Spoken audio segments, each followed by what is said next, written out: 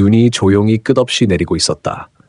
마을은 황혼의 빛에 둘러싸여 점점 더 차가워지고 있었다. 공원 앞 사람들이 고개를 숙이고 빠르게 지나가는 곳에서 그 공원 한가운데 한 소녀가 홀로 노파를 등에 업고 조용히 걷고 있었다.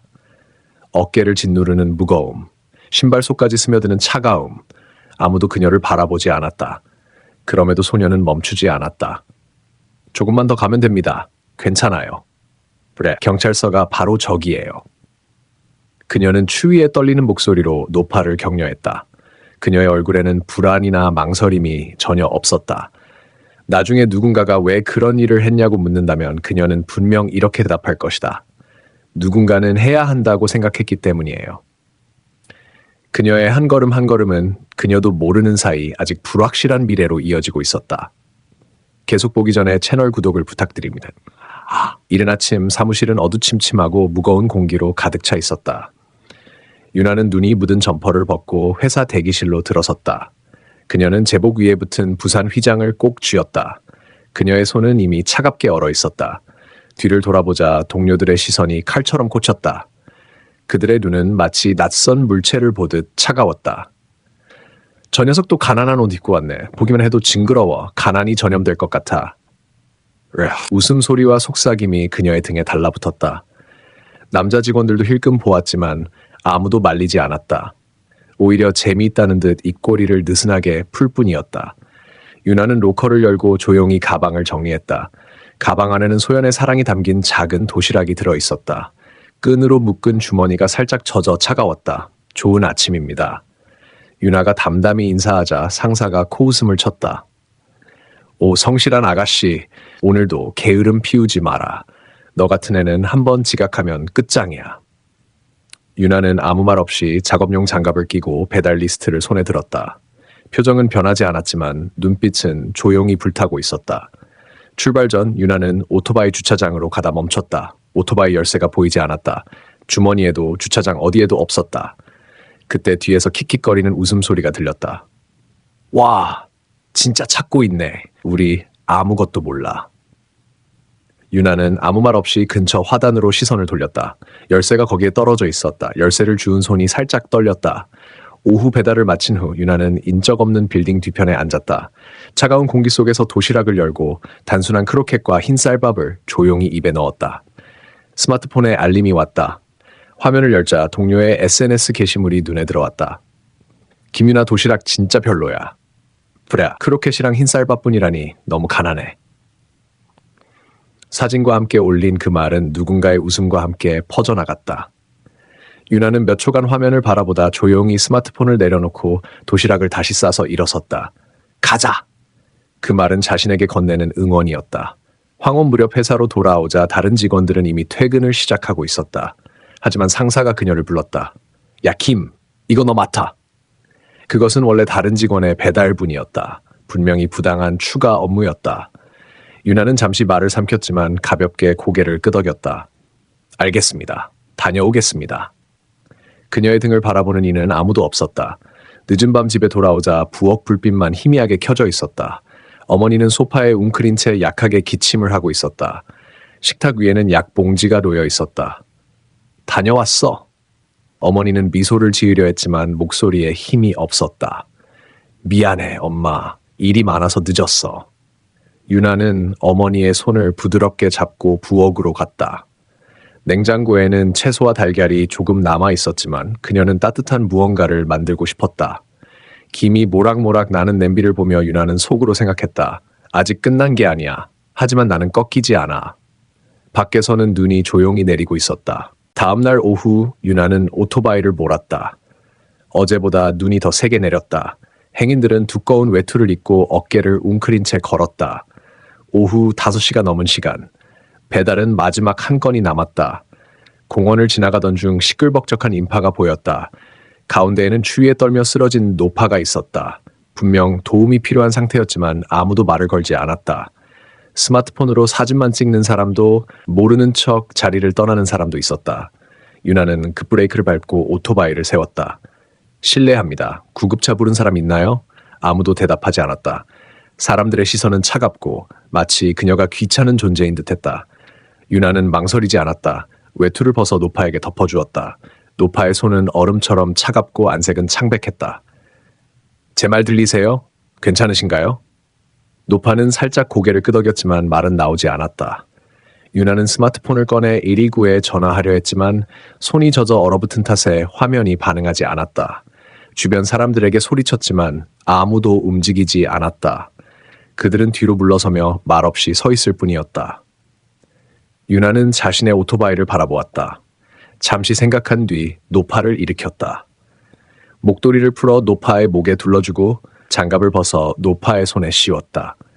춥죠? 조금이라도 따뜻해지기려 경찰서까지 걸을 수 있으신가요? 노파는 대답하지 못했다. 그녀의 몸은 믿을 수 없을 정도로 가볍지만 차가웠다. 알겠습니다. 제가 업겠습니다. 유나는 노파를 업고 미끄러운 눈길을 한 걸음씩 걸었다. 오토바이는 그 자리에 두고 갔다. 조금만 더요. 경찰서가 바로 저기예요. 눈이 얼굴에 떨어지고 숨은 하얗게 손가락은 마비되고 시야는 흐려졌다. 길가에서 차 한 대가 속도를 늦췄지만 운전자는 창문을 열지 않고 유나를 흘끗 보고 지나갔다. 그래도 유나는 멈추지 않았다. 노파가 작게 속삭였다. 추워, 고마워. 그 말에 유나의 눈이 살짝 젖었다. 경찰서가 보였다. 경찰관 한 명이 놀라며 달려왔다. 무슨 일이죠? 이 할머니가 공원에서 쓰러졌어요. 아무도 돕지 않아서 구급차 불러주세요. 경찰관은 재빨리 무전기를 들었다.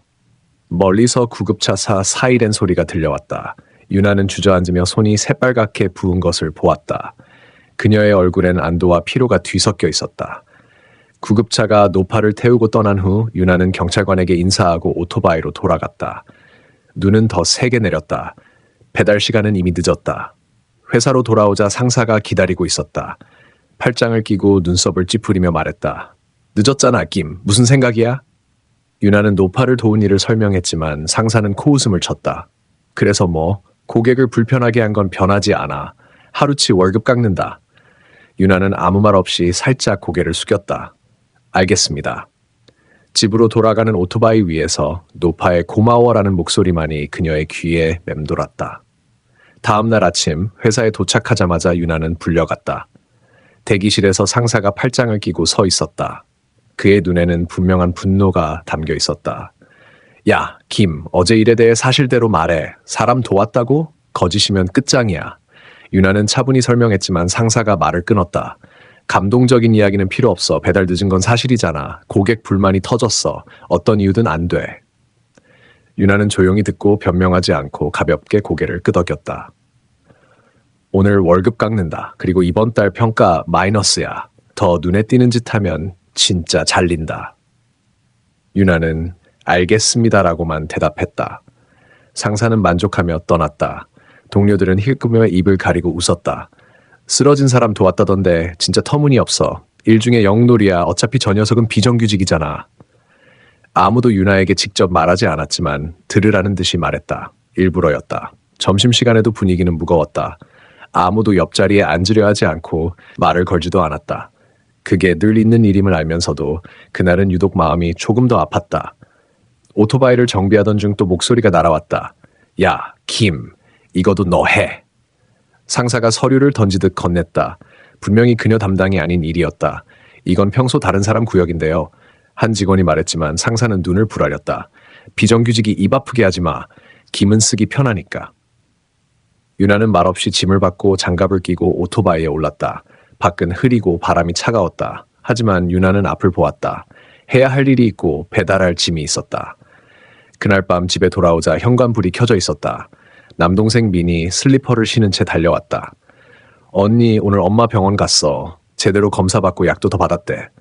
유나는 안심하며 미소 지었다. 다행이다. 고마워, 민. 민은 무언가를 느낀 듯 유나의 손을 잡았다. 언니, 오늘도 누가 뭐라고 했어? 유나는 잠시 흔들렸지만 곧 웃으며 말했다. 아니, 아무것도 없어. 그녀는 부엌으로 가 물을 끓였다. 오늘 밤은 간단한 수프뿐이지만 가족이 기다리고 있었다. 그 사실만으로도 어딘가 위로가 되었다. 깊은 밤 어머니의 고른 숨소리를 들으며 유나는 자신의 손바닥을 보았다. 붉게 부었던 손은 더 이상 아프지 않았다. 어딘가 자랑스럽게 느껴졌다. 그 할머니가 고맙다고 했지. 그녀는 눈 속에서 떨던 노파의 얼굴을 떠올렸다. 그때의 감촉이 아직 몸에 남아 있었다. 유나는 담요에 몸을 감싸고 눈을 감았다. 내일도 모레도 누가 비웃어도 나는 해야 할 일을 할 거야. 그녀는 속으로 중얼거렸다. 출근 아침 유나가 오토바이를 세우자 대기실 앞에 검은 고급차 한 대가 조용히 서 있었다.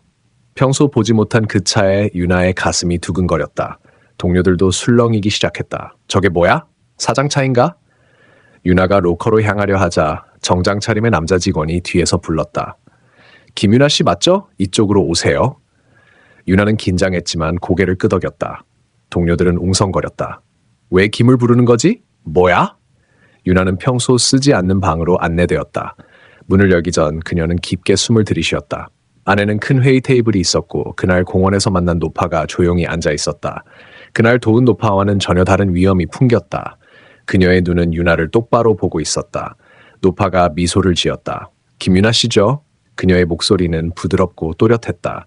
유나는 살짝 고개를 끄덕였다. 그날 공원에서 만난 분 맞죠? 노파가 손을 내밀었다. 맞아요. 내 생명을 구해줘서 고마워요. 유나는 숨을 멈추고 물었다. 그날 왜 공원에 계셨어요? 노파는 눈을 가늘게 뜨며 말했다. 젊었을 때 그 공원에서 자주 생각에 잠겼어요.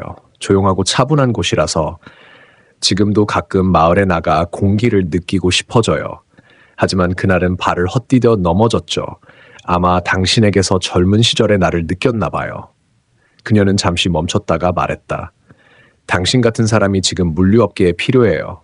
유나는 당황하며 물었다. 그게 무슨 뜻인가요? 노파는 미소를 지었다. 당신을 만나고 싶었어요. 그날 보여준 당신의 강인함을 다시 제대로 보고 싶었죠. 유나의 심장이 쿵쿵 뛰었다. 정적 속에서 노파가 일어나 유나와 마주섰다. 소개할게요. 나는 박노부코예요. 그 이름에 유나는 충격을 받았다. 박노부코, 게시판과 교육자료에서 본 이름. 부산 물류홀딩스의 창립회장. 회장님이시라고요? 노파는 고개를 끄덕였다. 그래요. 당신이 도운 평범한 노파가 아니에요. 유나는 말을 잃었다. 박 회장은 책상에 서류를 올렸다. 부산 물류홀딩스 차세대 특별 교육 프로그램.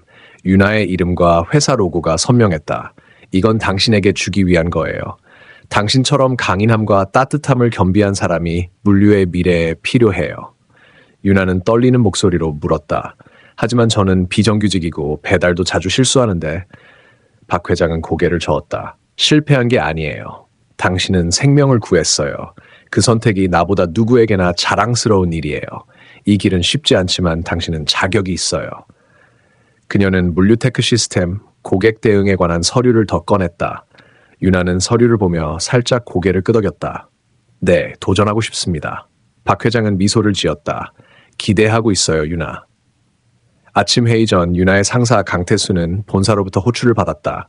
그는 자신만만하게 웃으며 자신의 공로가 인정받았다고 생각했다. 하지만 회의실에서 박노부코가 중앙에 앉아있고 옆에는 임원들이 있었다. 강태수는 멈칫했다. 회장님이 왜 여기에? 박 회장은 차갑게 말했다. 가만히 서. 이건 징계 통보다. 공기가 얼어붙었다. 임원이 담담히 서류를 읽었다. 강태수, 권한 남용, 기록 조작, 부당 노동 지시, 즉시 팀장직 해임, 재발 방지 교육 참여 및 노동기준 감독원에 보고. 강태수는 얼굴이 하얗게 질리며 더듬었다. 잠깐만요. 박 회장은 눈을 떼지 않았다. 당신의 행동은 현장의 사람들을 망치는 짓이에요. 나는 유나 씨의 행동만 본 게 아니에요. 당신의 태도 즈또 지켜봤어요. 강태수는 고개를 숙이며 사과했지만 박 회장은 말했다. 사과할 상대가 잘못됐어요. 강태수는 유나를 보며 무릎을 꿇고 머리를 조아렸다. 김 씨, 정말 미안합니다. 유나는 조용히 말했다. 늦었어요. 그 목소리는 회의실 전체를 뚫었다. 이후 강태수는 복도로 돌아왔다. 얼굴은 창백하고 머리는 흐트러졌다. 동료들이 속삭였다. 그날 오후 징계 통지가 게시판에 붙었다. 회사 분위기는 서서히 하지만 확실히 변하기 시작했다. 이른 아침 눈이 가볍게 내렸다. 어두운 방에서 유나는 거울 앞에 서 있었다. 배달 제복이 아닌 새 교육용 점퍼를 입고 부산 물류 로고를 손가락으로 쓰다듬었다. 민이 작은 목소리로 말했다. 언니, 오늘부터 새 일 시작하는 거지? 유나는 웃으며 고개를 끄덕였다. 응, 미래를 배달하러 갈게. 어머니의 침실에서 희미한 기침 소리가 들렸다. 유나는 신발끈을 다시 묶고 헬멧을 들었다. 집 앞에 세워진 오토바이에 올라 눈을 밟는 소리가 살짝 가볍게 들렸다. 엔진을 켜고 핸들을 잡았다. 손가락에 진 결의가 따뜻하게 퍼졌다.